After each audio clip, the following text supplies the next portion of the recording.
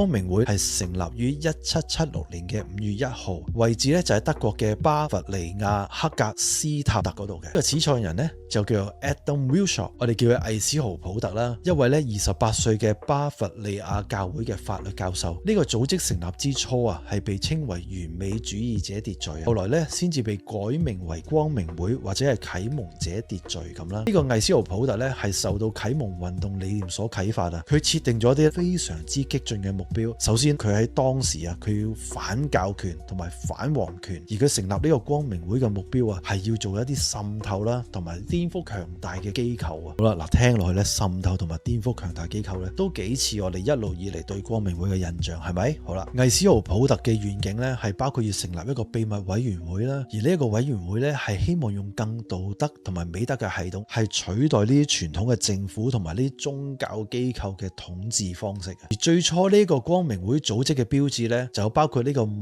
沃亞貓頭鷹啦，而呢一隻貓頭鷹喺希臘神話嘅傳說裏邊係陪伴智慧女神雅典娜嘅一隻神獸嚟嘅。